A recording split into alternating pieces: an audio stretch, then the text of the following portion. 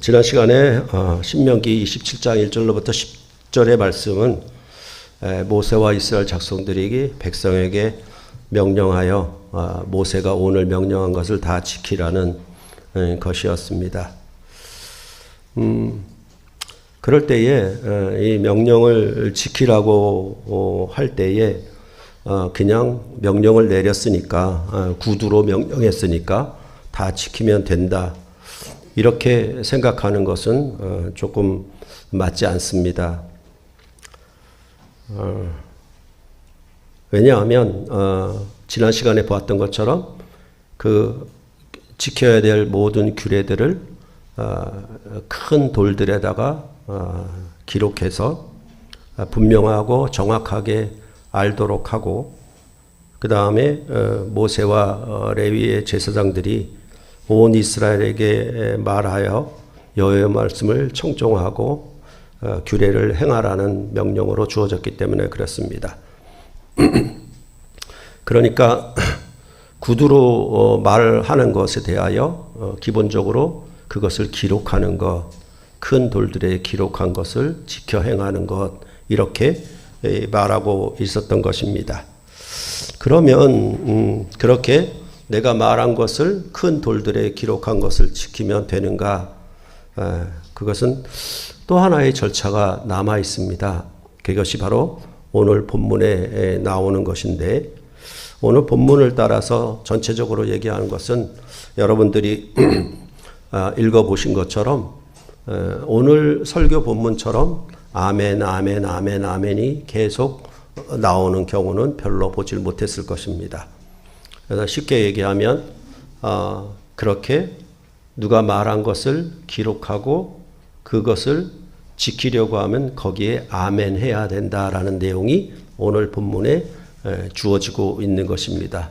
그러니까 앞에서 계속 전체적으로 보면은 신명기의 12장부터 26장까지 이렇게 크게 다 말한 것을 이제 기록하라, 그렇게 놓고 그 다음에 그것을 지켜 행하는 것은 바로 아멘에 있다라는 것을 오늘 본문은 말하고 있는 것입니다. 이렇게 하는 것은 비교적 우리의 모든 삶에서 동일하게 우리가 사는 삶 가운데 다 나타나는 부분들이어서 여러분들이 쉽게 이해하실 수가 있을 것입니다. 그렇게 보고, 그러니까 모세가 말했고 그것을 기록했고 그 다음에 아멘 하는 것, 요 세 가지를 기억하시면 오늘 본문의 전체적인 내용을 여러분들이 아실 수가 있을 것입니다.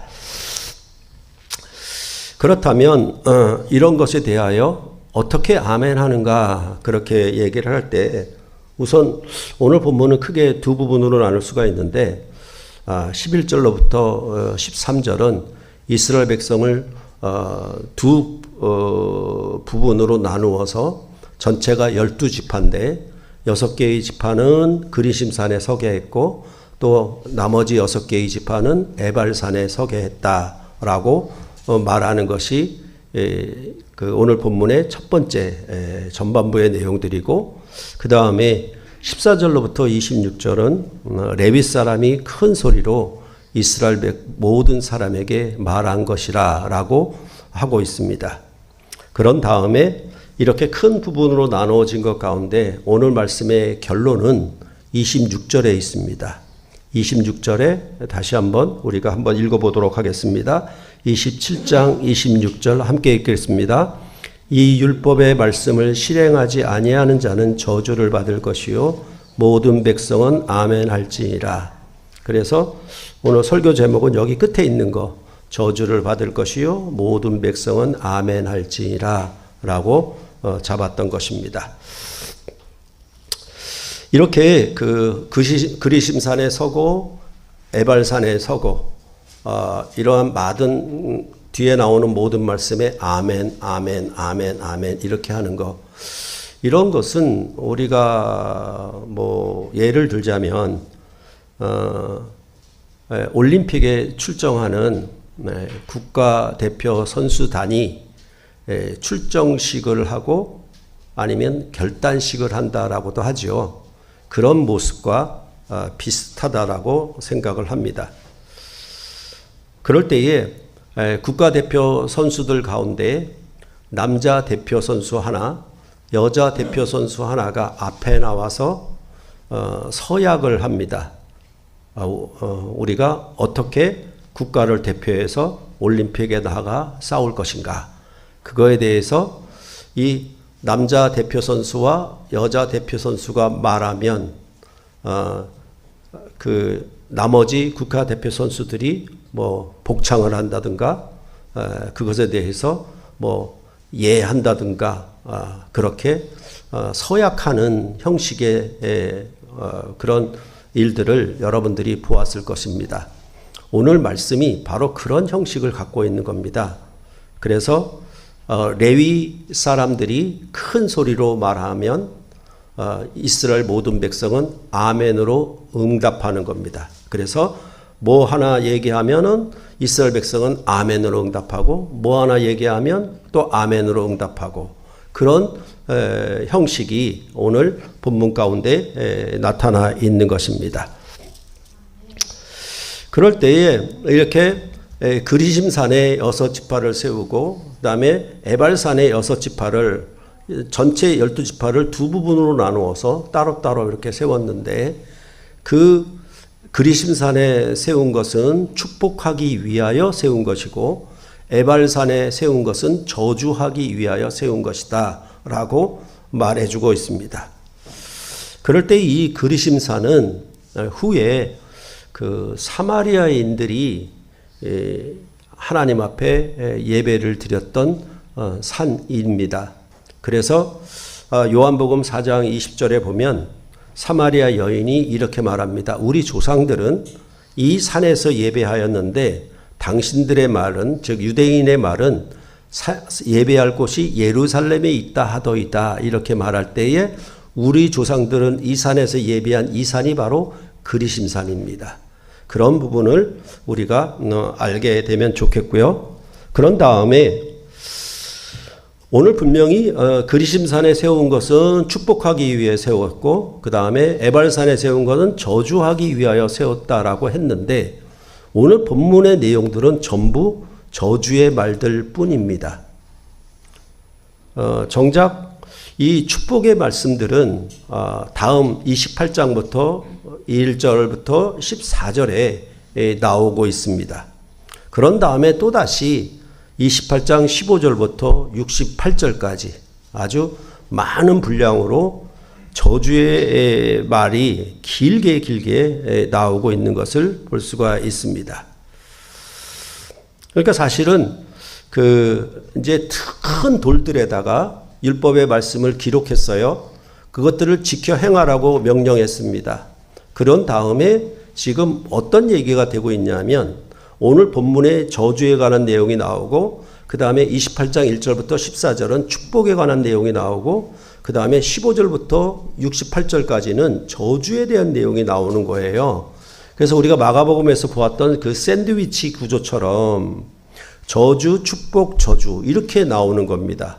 그리고 정작 그 축복하기 위하여 저주하기 위하여 따로따로 세웠다라고 얘기를 하는데 오늘 본문은 완전히 저주로 도배를 해버렸습니다. 그런 부분들이 우리가 조금 더 그 생각을 해야 되는데 사실은 그러니까 축복 50% 저주 50% 이렇게 반반이 아니고요. 저주의 분량이 굉장히 많이 있습니다. 그러니까 앞에도 저주, 가운데 축복은 조금, 그 다음에 마지막 저주는 엄청나게 많은 분량 이렇게 되어 있는 것이 이 신명기에 전체적으로 축복과 저주를 말하는 그런 분량이나 구조적인 측면에서도 이게 좀 우리가 기본적으로 생각하는 50%는 6지파 50%는 또 다른 6지파 이렇게 5대5의 비율로 얘기할 것 같은데 오히려 저주를 많이 앞세우고 저주를 많은 분량으로 말하고 있다는 것. 그렇다면은 결국은 축복이나 저주가 반반이 아니라 오히려 저주를 매우 강조하고 있다라는 점을 우리로 알 수 있게 한다라는 것입니다. 그래서 이러한 저주에 대해서도 이제 신명기 뒤에 가게 되면 이제 모세가 죽기 전에 이스라엘 백성이 하도 말을 안 듣고 하나님의 말씀을 지키지 않을 것 같으니까 아예 노래를 가르쳤고 노래를 불러서 그들의 입에 그 노래를 부르도록 해서 이 말씀을 지키라고 그렇게 했는데 그 모세의 노래 가운데도 뭐라고 얘기하냐면 그 말씀을 율법책에 써서 기록해라. 그리고 율법책을 언약궤 곁에 두어서 증거를 삼도록 해라. 그런 다음에 모세가 뭐라고 그러냐면 내가 너희의 반역함과 목이 곧은 것을 아나니 오늘 내가 살아서 너희와 함께 있어도 너희가 여호와를 거역하였거든 하물며 내가 죽은 후의 일이랴 라고 그렇게 약간 신란하는 듯이 그렇게 얘기를 하고 있습니다. 그러니까 모세의 노래를 불러서 가르쳐서 이스라엘 백성을 부르도록 했는데 내가 너희와 이렇게 살아있을 때 함께해도 너희는 여호와 하나님을 거역하지 않았냐. 하물며 내가 죽은 후에 오죽하겠느냐. 이런 식으로 모세가 그 저주스러운 경고를 노래를 불러서까지 하는 내용이 바로 신명기 뒤에 기록되고 있다라는 것입니다. 그러면 왜 이렇게 저주에 대해서 강조하는가?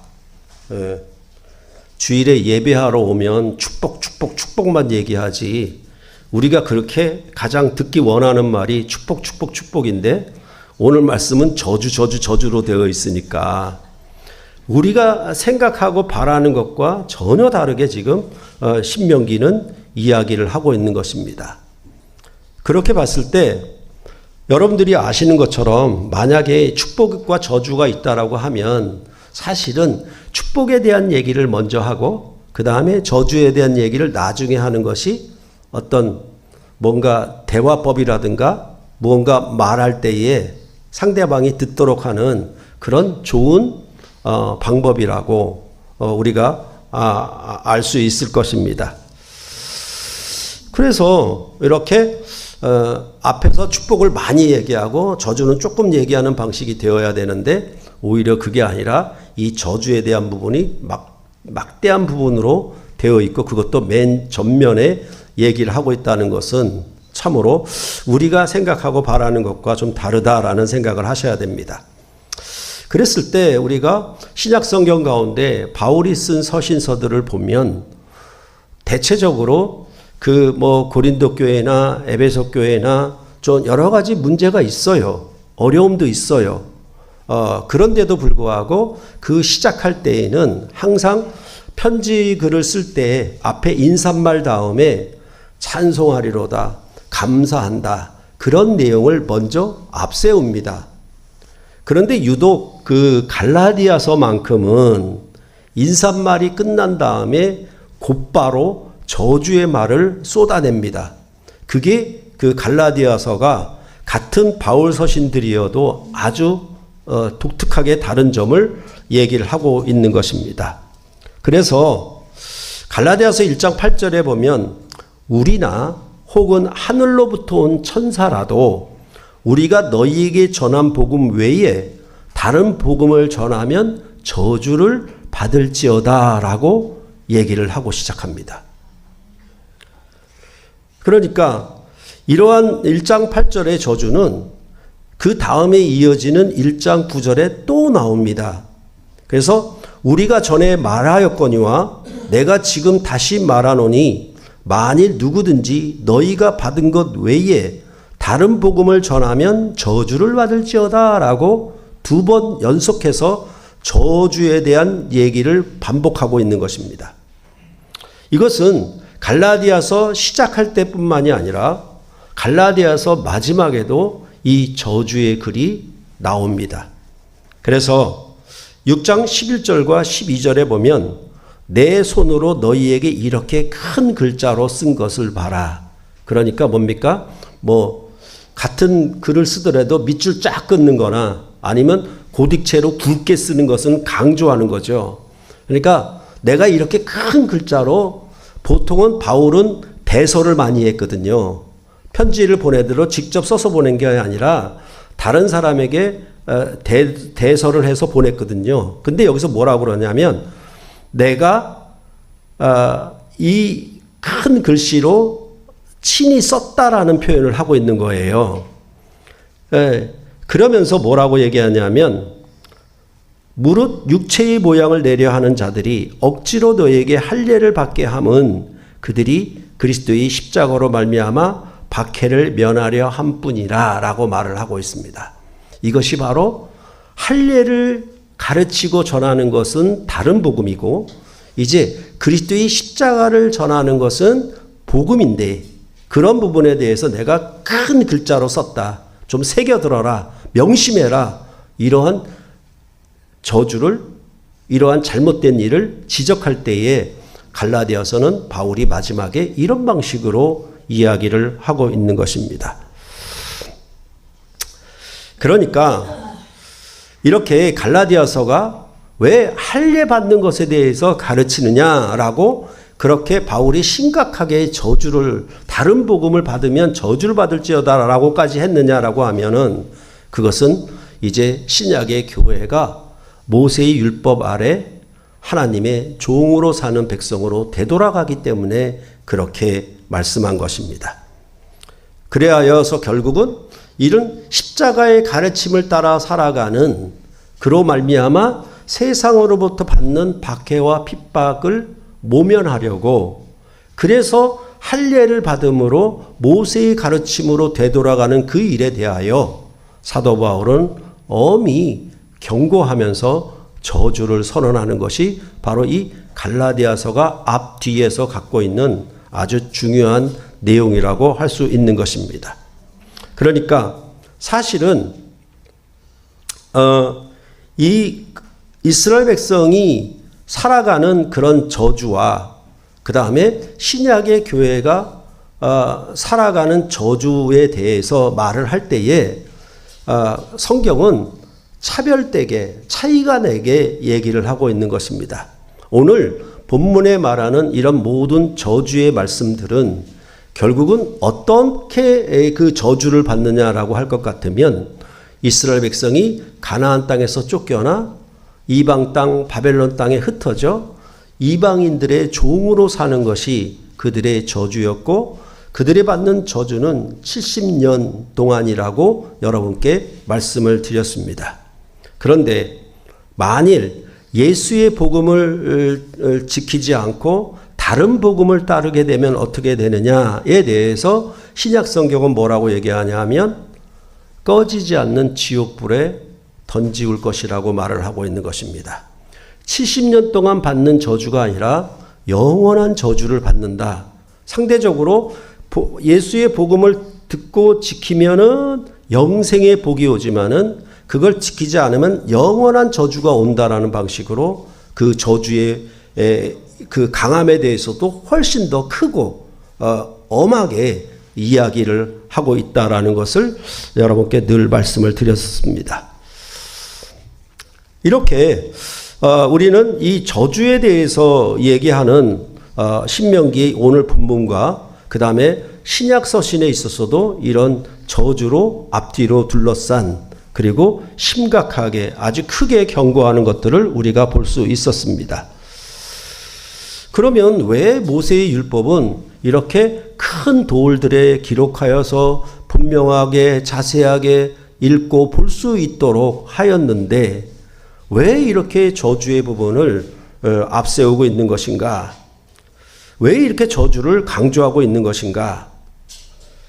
그랬을 때 제가 보기로는 이스라엘이 가나안 땅을 차지하여 젖과 꿀이 흐르는 그 구원의 생명을 얻었다 하더라도 그들은 여전히 죄와 사망 아래 있기 때문일 것입니다. 다시 말하면 모세가 앞에서 얘기했던 것처럼 내가 살아있어서 너희와 함께 있어도 너희가 여호와 하나님을 거역했는데 내가 죽은 후에 너희는 오죽하겠느냐 이런 표현들처럼 어찌 보면은 이스라엘은 이 신명기의 언약의 말씀을 다 못 지킬 거야 라는 것이 그 안에 이 저주의 말 속에 포함되어 있다라고 생각이 드는 것입니다. 그러면 왜 그런 것인가? 왜 그런 것인가? 그것은 바로 이 첫사람 아담이 범죄했기 때문에 첫사람 아담 이후로 난 모든 자손들은 죄와 사망의 왕국 아래 살기 때문에 그렇다라고 볼 수가 있습니다. 그래서 로마서 7장 5절에도 뭐라고 얘기하냐면 우리가 육신에 있을 때에는 율법으로 말미암아 죄의 정욕이 우리 지체 중에 역사하여 우리로 사망을 위하여 열매를 맺게 하였다라고 말을 하고 있는 것입니다. 그러니까 이 율법은 사망을 이기는 법이 되지 못하니까 죄를 이기지 못하는 법이어서 결국은 이것을 지키지 못하게 되는 것 아니냐. 그렇게 바울이 말했던 것. 그것에 대해서 바울은 로마서에서 뭐라고 얘기하냐면 남편이 있는 여인이 율법과 결혼했을 때, 율법 남편과 혼인을 했을 때에 그 여인은 사망의 몸에서 이길 수 없는, 죄와 사망을 극복할 수 없는, 그래서 사망에 대하여 탄식할 수밖에 없는 것으로 얘기를 하고 있는 것입니다. 결국은 저주를 완전히 벗어난, 저주를 완전히 이기는 그런 생명의 삶은 아니었다라고 로마서에서도 해석을 해주고 있었던 것입니다. 그러면 이 저주의 말씀을 지금 신명기는 어떤 방식으로 이야기를 하고 있는가? 먼저 레위 사람이 큰 소리로 이스라엘 백성에게 저주를 말하면 모든 백성은 응답하여 말하기를 아멘이라고 대답을 하는 것입니다. 이러한 형식이 전체에 어떻게 되어 있냐면 12개의 저주가 나와 있고 저주문들이 나와 있고 그 다음에 12개의 아멘이 따라 있는 것입니다. 그러니까 전부 뭐냐 하면 저주를 받을 것이 아멘, 저주를 받을 것이 아멘, 저주를 받을 것이 아멘이 계속되고 있는 겁니다. 그것이 12개로 되어 있어요. 그러니까 6지파를 분리해서 세웠는데 전체가 12지파니까 아마도 12개의 저주문들이 연속되고 있는 것을 우리는 볼 수가 있습니다. 그럴 때 우리는 그 아멘을 자주 하죠. 뭐 아멘 안 하는 사람들도 많지만은 이 아멘에 대해서 뭐라고 할까요? 아주 쉽게, 아주 가볍게 아멘을 요구하는 사람들도 있고 아니면 아멘을 아주 중하게, 무겁게 요구하는 사람들도 있습니다. 그러니까 목사들이 그렇단 말이겠죠. 예, 그런데 그 아멘이라고 하는 것의 진정한 뜻을 잘 몰라요. 그것은 예를 들자면 예레미야 28장 6절에서 찾을 수가 있는데 뭐라고 얘기하냐면 선지자 예레미야가 말하니라 아멘. 여호와는 이같이 하옵소서. 여호와께서 네가 예언한 대로 이루사 여호와의 성전 기구와 모든 포로를 바벨론에서 이곳으로 되돌려 오시기를 원하노라 라고 얘기를 하고 있습니다. 그러면 여기서 아멘이라는 말이 무슨 뜻이냐면 이같이 하옵소서. 그 말은 뭐냐면 말씀한 대로 이루어지기를 원합니다. 그러니까 이 아멘은 진실로 그렇습니다라고 도장을 찍어주는 거예요. 그러니까 앞에서 기록한 모든 말씀들에 대하여 이것을 지켜 행하는 것을 우리가 그대로 되기를 원합니다. 진실로 그러하옵니다라고 도장을 찍는 겁니다. 그게 바로 아멘이에요. 그러니까 일종의 서약이죠.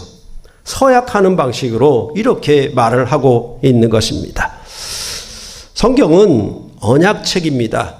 언약을 말씀한 뒤에는 반드시 언약 조건물이 따라온다라고 말씀을 드렸죠. 그래서 우리가 여러 가지 계약을 맺을 때에도 뭐 전세 계약이나 보험 계약이나 모든 계약을 맺을 때에도 그 계약문에는 지키면 복, 지키지 않으면 저주가 항상 따라 붙어 있게 되어 있는 것입니다. 성경도 그러한 언약 형식으로 되어 있는 책이라서 이 언약에 대해서 지킬 것인가 라고 그것에 대해서 맹세하는, 서약하는 것이 아멘으로 반드시 따라오게 되어 있다라는 것입니다. 그러니까 단순히 이제 큰 돌들에 분명하게 자세하게 기록했다. 그러면 모세가 이거를 말했다. 그리고 기록했다라는 것을 끝이는 것이 아니라 거기에는 뭐가 따라 붙어야 되냐면 아멘이라는 것이 따라 붙어야 한다라는 것입니다. 그래야 이것을 지키려고 하는 언약의 말씀에 어떤 형식적인 내용이 딱 맞춰진다라고 성경은 말을 하고 있는 것입니다. 그렇기 때문에 교회의 어느 것이 교회냐? 교회가 참된 표지가 뭐냐? 교회를 교회답게 얘기하는 게 뭐냐라고 얘기를 할 때 칼빈은 말씀과 세례와 성찬 이 세 가지를 그냥 감리교나 천주교나 침례교나 이런 것을 가지고 얘기한 것도 아니고 교회 건물 가지고 얘기한 것도 아니고 교회의 다움이 뭐냐라고 얘기했을 때 말씀, 세례, 성찬 이 세 가지를 교회의 표지다. 교회가 그 사인으로 알 수 있는 것은 뭐냐면 말씀과 세례와 성찬이 행해지느냐 이것을 따라 교회의 표지라고 그렇게 말했던 것입니다. 그랬을 때에 신약시대의 예배는 지난 시간에 말씀드렸던 것처럼 영과 진리로 예배하는 것이고 아버지께 예배하는 것이라고 그렇게 말씀을 했습니다. 그러니까 결국은 뭐냐 하면 이 신약교회의 예배는 새 언약의 말씀을 선포하는 것이고 그 언약의 말씀에 아멘으로 응답하는 거예요. 그게 예배예요. 내가 그 말씀에 아멘해서 이같이 하옵소서 진실로 그렇습니다라고 도장을 찍은 사람들이 이제 어떻게 하냐면 성찬 예전에 들어가는 거예요. 성찬 예전에 들어가고 못하고를 규정 짓는 것이 뭐냐 하면 세례 교인이냐 아니냐를 따져서 세례받지 않은 사람들은 성찬에 참여하지 못하도록 한 거예요. 다시 말해서 하나님의 말씀에 아멘으로 응답하지 않으면 서약하지 않으면 성찬에 들어가지 못하도록 한 것이 교회의 표지예요. 그래서 교회는 말씀 예전, 세례 예전, 어떤 의미로 성찬 예전에 이 세 가지 구성 요소를 예배 예전에 갖도록 되어 있는 것입니다. 그것이 참다운 교회의 표지라고 여러분께 여러 번 말씀을 드렸죠. 그러니까 예배라고 하는 것은 아주 고상하고 뛰어난 어떤 지식이나 지혜의 말씀을 들으러 온다라고 생각하면 안 됩니다. 그리고 나한테 어떤 감동을 주고 위로의 말을 주고 평안의 말을 주는 것을 들으러 오려고 생각하는 것도 안 됩니다. 거기에 더해서 무슨 설교가 재미가 있거니 웃기는 얘기를 많이 하거니 라는 것으로 들어오면 안 됩니다. 거기다 또 더해서 뭐냐 하면 이 주일 예배 설교 때 뭐냐 하면 교회를 비판하고 목사를 비판하는 내용으로 50분을 채워요. 그래놓고 하나님의 말씀이래. 아니에요. 우리는 잘못 이해를 하고 있는 거예요. 예배라고 하는 것은 언약식이어서 복음을 선포하면 거기서 아멘으로 응답하는 거예요. 여러분의 마음의 위로와 감동과 은혜, 감격, 그것과 상관없는 거예요. 그러니까 이것을 우리가 말씀 예전이 끝나고 성찬 예전에 들어가는 것은 단순히 어떤 의식이나 형식이나 그것을 행하자는 것이 아니에요. 다시 말해서 오늘 이 말씀 예전에 선포된 말씀을 아멘하는 자들이 성찬에 참여하면서 무슨 뜻을 갖고 있냐면 진실로 이와 같이 하옵소서 진실로 그렇게 되기를 원하나이다 라고 서약함으로 주님의 살과 피를 먹는 성찬에 참여하는 것이에요. 근데 이것이 절기마다 한 번, 한 달에 한 번 이런 식으로 행하다 보니까 이것이 매주마다 반복되어야 된다는 것에 대하여 인식을 못하는 거예요. 그래서 예배를 드릴 때 좋은 설교, 은혜로운 설교, 감동적인 설교, 아주 유명한 지식의 말씀 그것만 듣고 가는 겁니다. 아니에요. 거기에 아멘이 있어야 되고 아멘을 따라서 함께 먹고 마시는 언약 식사가 있어야 된다라는 것이 전체 예배라고 말할 수 있는 것입니다. 그러니까 레위 사람들이 큰 소리로 선포하면 이스라엘 모든 백성이 아멘으로 화답하는 것입니다. 그게 저주의 12가지 저주문들인데도 불구하고 백성들은 모든 백성은 아멘, 아멘 해야 한다라는 것입니다. 그것은 바로 큰 돌들에 기록한 말씀대로 지켜 행할 것에 대하여 그들은 아멘으로 응답했다라는 얘기가 되는 것입니다. 그러니까 이러한 형식, 오늘 본문에 나와 있는 그런 형식을 따라서 이제 신약의 교회는 목사가 말씀을 선포하고 듣는 회중들은 그 말씀에 아멘하고 그런 다음에 성찬에 참여하는 거예요. 떡을 먹을 때 이 떡이 맛있니 없니? 이 떡이 조금이니 적으니? 포도주가 어떠니? 그렇게라고 먹은 게 아니에요. 뭐냐 하면 서약함으로 먹는 거예요. 오늘 선포된 말씀을 따르겠습니다. 오늘 선포된 말씀이 하나님의 말씀입니다. 오늘 선포된 말씀이 진실로 그러합니다라고 고백하면서 주님의 상의 떡과 잔을 먹고 마시는 것이다 라고 이해를 해야 한다라는 것입니다.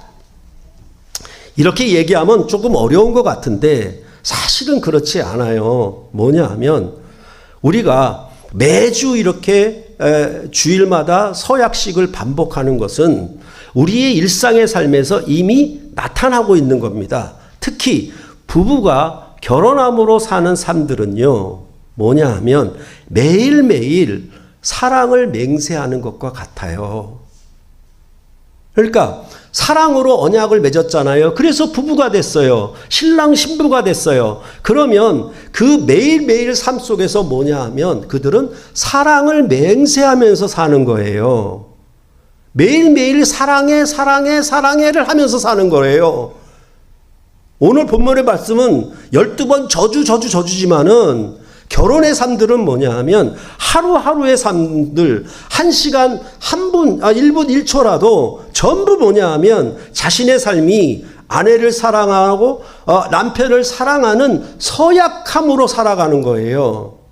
거기에 감동이 있건 은혜가 있건 거기에 유명한 지식이 있건 없건 간에 무조건적으로 매일매일의 삶들을 신랑과 신부, 남편과 아내는 사랑해 사랑해라고 서약하는 것이에요. 그러므로 말미암아 부부가 함께 한 상에서 먹을 수가 있는 겁니다. 그게 만나고 교제하는 거예요. 다시 말해서 부부가 사는 삶들도 전부 서약식으로 살아가는 거예요. 그거는 직장에서도 그렇고 학생들도 마찬가지예요. 직장에는 내가 회사원이 들어가서 어떻게 살겠다라고 약속을 했고 또한 내가 학생이 학교에 갈 때는 학생으로 어떻게 하겠다는 약속을 했어요. 그 약속을 지켜가는 것, 그 약속을 계속 반복해 가는 것이 회사원의 의무고 학생의 의무인 거예요. 그러니까 우리의 전체적인 삶이 뭐냐? 전부 서약식으로 살아가는 겁니다. 그것을 우리는 주일마다 반복하는 것이죠.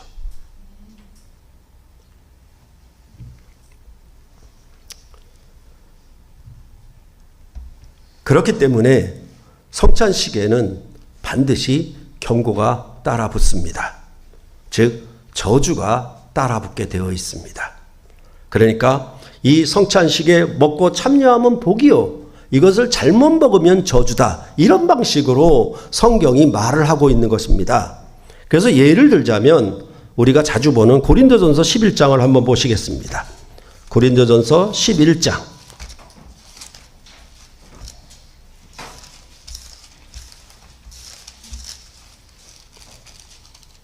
27절로부터 29절입니다.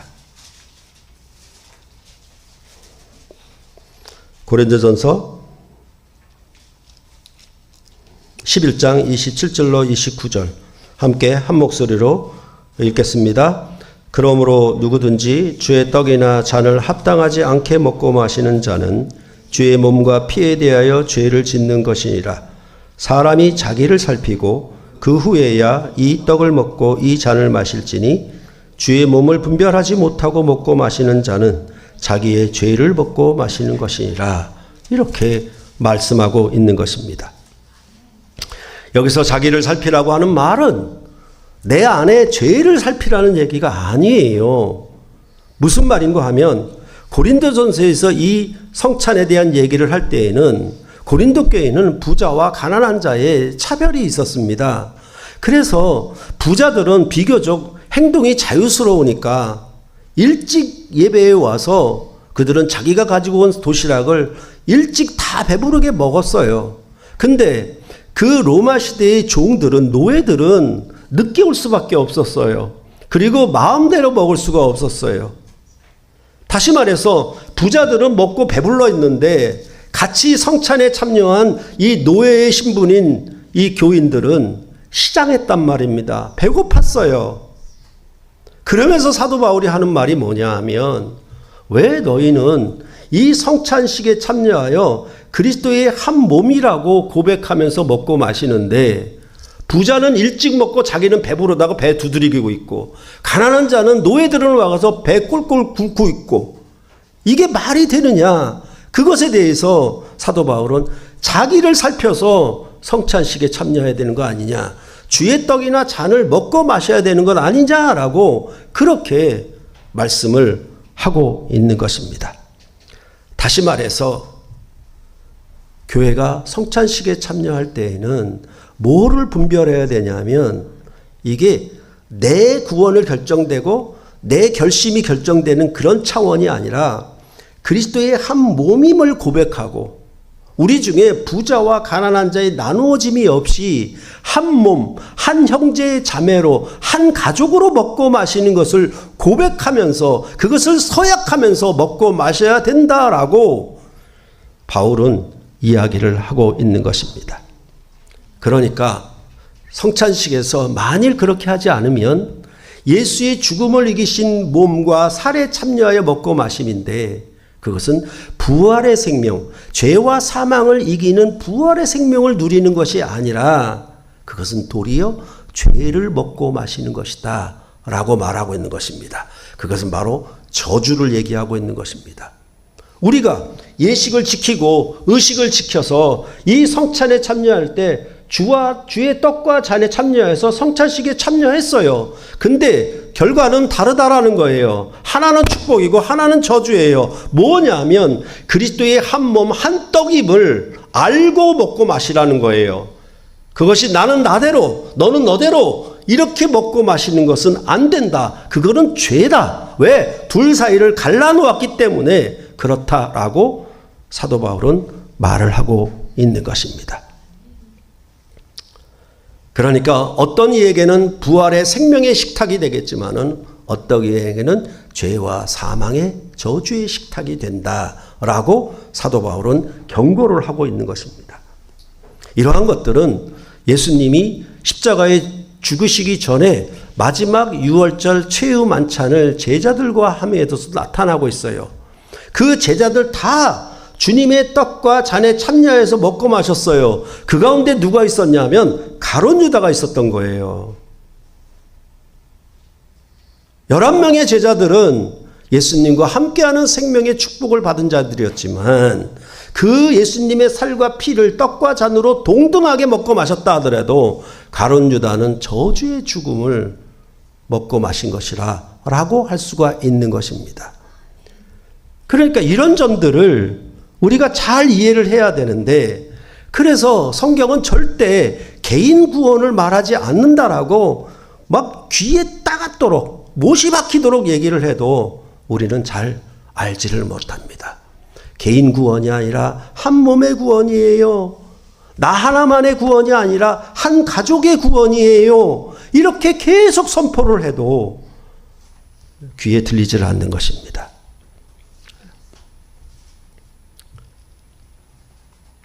그래서 예수님은 마가복음 10장 38절로부터 39절에도 그의 가르침을 세 번째 반복하는 그 마지막에 이렇게 말합니다. 너희는 너희가 구하는 것을 알지 못하는도다. 내가 마시는 잔을 너희가 마실 수 있으며 내가 받는 세례를 받을 수 있느냐라고 묻습니다. 이에 대해서 제자들은 할 수 있나이다. 이 말이 바로 아멘이란 말입니다. 할 수 있나이다. 그렇게 응답을 하고 있는 것입니다. 이것에 대해서 예수님은 내가 받는 세례를 너희도 받을 수 있느냐? 이거는 언약의 얘기예요. 그것에 대해 제자들은 그 언약의 가르침을 따라 행하겠다라고 서약한 것이 바로 예수님의 말씀 다음에 이어진 것이었습니다. 거듭거듭해서 말씀드린 것처럼 현재의 세상은 악할 대로 악하여져서 자기만 최고이고 자기만 아는 세상이 되고 말았습니다. 자기 유익만 구하고 남의 유익은 남 몰라라 하는 경우가 아주 비일비재하게 일어나고 있습니다. 엊그제 최근에 가로세로 연구소의 김세희라는 사람이 얼마나 악행을 저질렀는가에 대하여 보도되는 것을 보고 참으로 세상을 한탄할 수밖에 없었습니다. 이 사람은 김건모 가수를 나락에 빠뜨린 사람이고, 김수현이라는 배우도 나락에 빠뜨린 사람이고, 이성균이라는 배우도 나락에 빠뜨린 사람입니다. 그로 인해서 그는 유튜브를 통해서 많은 돈을 벌었습니다. 한 사람이 나락에 가건 말건 간에 그 사람에게 그렇게 공격과 비난을 함으로 말미암아 자기는 돈을 챙기고, 다른 사람의 생명은, 다른 사람의 모든 삶은 아예 관심조차 없이 짓밟아버리고 자기는 오직 돈을 많이 버는 것, 거기에만 살았던 사람인 것입니다. 악할 대로 악한 아주 최악의 인간이라고 아니할 수 없습니다.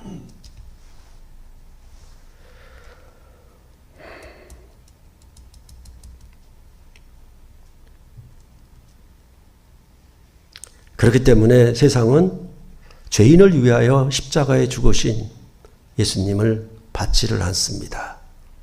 자기가 으뜸되고 자기가 자랑이 되기 위해서 그렇습니다.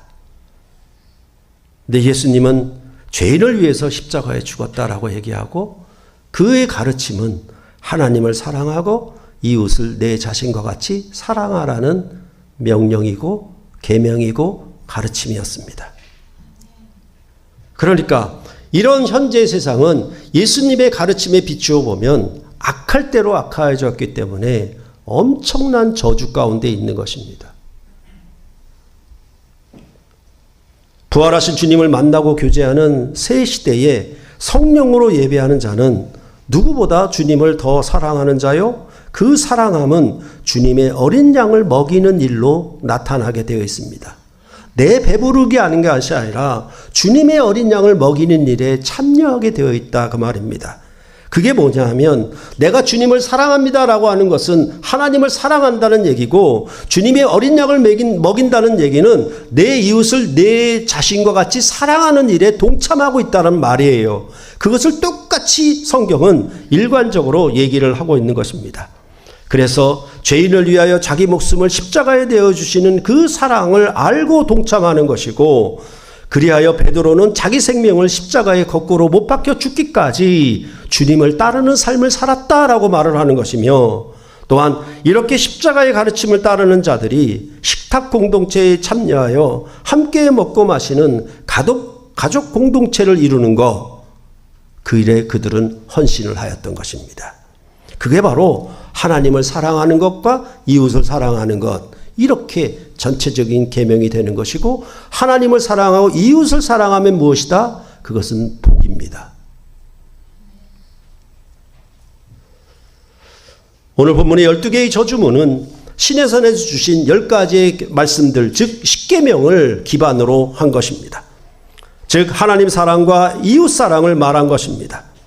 그것에 대하여 우상을 만드는 자, 부모를 경홀히 여김을 통해서 대표적으로 저주문을 얘기를 하고 있는 것입니다. 우상을 만드는 것은 여호와 하나님을 사랑하지 않는 것이 되는 것이고, 부모를 경홀히 여기는 것은 이웃을 사랑하는 것이 안 된다라는 의미로 말을 하고 있는 것입니다. 그것에 대해서 뭐라고 얘기하냐면, 이웃의 경계표를 옮기는 것, 남의 것을 탐욕을 부리고 탐심을 해서 빼앗는 것, 그리고 맹인에게 길을 잃게 하는 것, 그 다음에 객이나 과부나 고아의 송사를 억울하게 하는 것, 이것은 전부 여호와 하나님이 이스라엘을 출애굽하게 하신 구원에 동참하지 않는 것이기 때문에 저주를 선언하는 것입니다. 이를 다시 20절로부터 23절에는 뭘 얘기하냐면 전체적으로는 간음하지 말라는 계명을 따라서 얘기를 하고 있는 것이고, 그 다음에는 24, 25절에는 살인하지 말라는 계명을 하고 있는 것입니다. 그러니까 간음하지 말라는 말이나 하나님을 사랑하라는 말이나 똑같은 말이에요. 간음하는 것은 우상을 숭배하는 것이고, 남을 살인하는 것은 부모를 공경하거나 이웃의 경계표를 움직이는 것과 같다라는 말입니다. 그것은 이웃을 죽이는 거예요. 그것을 똑같은 방식으로 오늘 본문은 저주문을 통해서 12개의 저주를 통해서 말을 하고 있는 것입니다. 그런데 오늘은 여러분들이 신명기 12개의 저주문을 읽었지만은 이것은 여러분에게 해당되는 게 아니에요. 왜냐하면 신명기의 저주가 바벨론 포로를 당함으로 이스라엘 백성에게 그 저주가 이루어졌고, 그 다음에 우리는 신약 백성은 바벨론에서 돌아오는 새 출애굽을 통해서 이 메시아의 나라, 예수님의 나라에서 천국의 복이 선언되었기 때문에 그래요. 그러니까 예수님은 처음부터 저주를 선언한 게 아니에요. 심령이 가난한 자는 복이 있나니 천국이 저희 것이며 애통하는 자는 복이 있나니 저희가 위로를 받을 것이며, 이렇게 되어 있는 거예요. 전부 뭐냐 하면 복을 8개 얘기하고 마지막에 1개의 복을 해서 전체적으로 9개의 복을 선포하고 있는 것입니다. 그러니까 구약의 그 저주를 끝냈다. 이제 구약의 12개의 저주를 다 끝냈다. 그들이 지킬 수 없고 그들이 행할 수 없는 저주를 예수님이 죽고 부활하심으로 말미암아 다 이루었다. 오직 너희에게는 천국의 복이 선언된다 라고 그렇게 산상수훈의 첫머리에 9개의 복을 선포하였던 것입니다. 그것은 바로 율법과 선지자를 완전케 하고 서기관과 바리새인보다 더 나은 의를 행할 수 있는 놀라운 천국의 삶으로 우리에게 주어졌다. 그렇게 산상수훈은 말해 주었던 것입니다. 그래서 이전에 모세의 율법을 따라 육신에 속한 열매를 맺어 결국은 죽음에 이르는, 사망에 이르는 그 삶을 청산하고, 이제 예수 그리스도가 죄와 죽음을 이기신 새 생명으로 교회의 성령을 부으시면은 교회는 이제 죄와 죽음을 이기는 성령의 열매를 맺는 참되고 복된 삶이 너에게 주어졌다. 이렇게 성경은 말을 하고 있는 것입니다. 바로 예수의 죽음과 부활을 믿는 자들은 이제 그 부활을 믿음으로 말미암아 성령이 자기에게 임하는 것이고, 이 성령의 가르침을 아멘함으로 그들의 삶이 천국의 삶으로, 하늘에 속한 삶으로, 죄와 죽음을 이기는 온전한 삶으로 새롭게 변모되었다라고 성경은 말하고 있는 것입니다. 이것에 대해서 골로새서도 똑같이 얘기를 하는 겁니다. 골로새서 3장 16절과 17절을 보시겠습니다.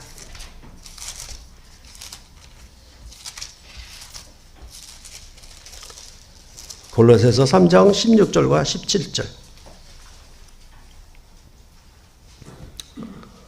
또 한 목소리로 같이 읽겠습니다.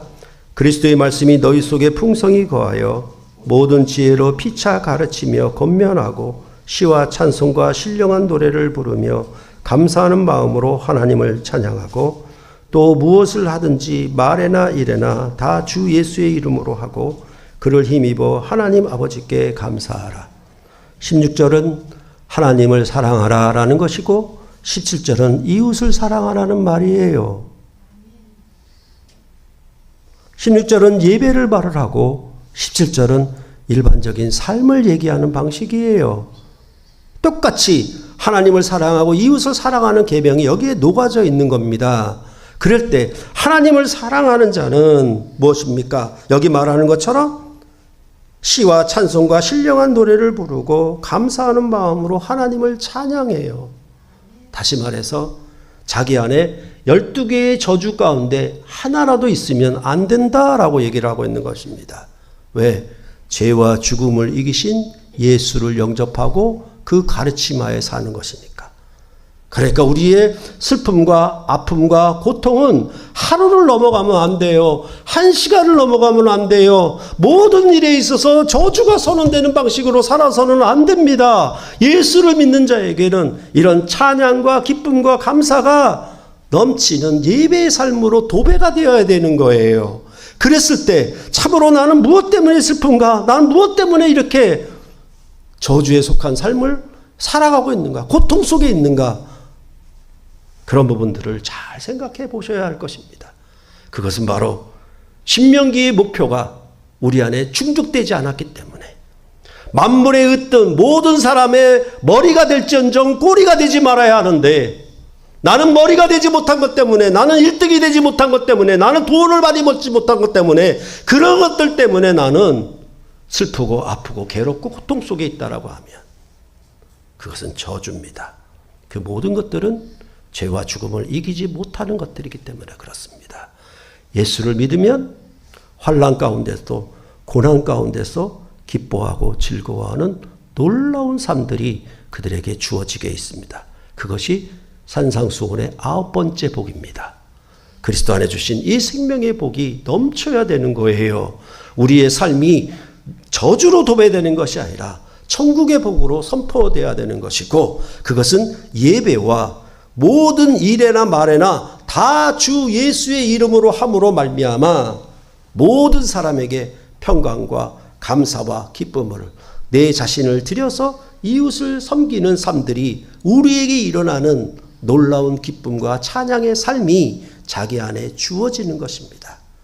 은과 금은 없어도 내게 있는 주 예수의 이름이 있기 때문에 그들은 모든 박해와 어려움을 능히 승리할 수 있었다라고 신약 백성의 삶을 얘기하고 있는 것입니다. 제발, 플리즈, 하루라도 한 시간이라도 우리는 아픔 속에 고통 속에 슬픔 속에 우리 자신을 두어서는 안 되는 거예요.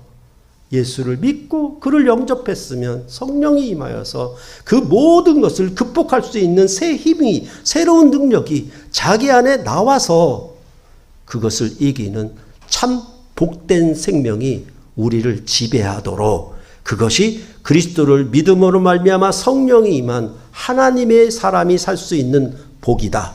그렇게 신약은 우리에게 선포해 주고 있는 것입니다. 그리하여 영원한 저주에 속한 삶을 살지 말고 영원한 생명에 속한 삶을 여러분의 모든 삶의 1분 1초를 다 채우라고 그렇게 신약은 선포하고 있는 것입니다. 그것을 여러분이 모두가 다 주 예수를 믿음으로 넉넉히 누리시기를 간절히 소원합니다. 기도하시겠습니다.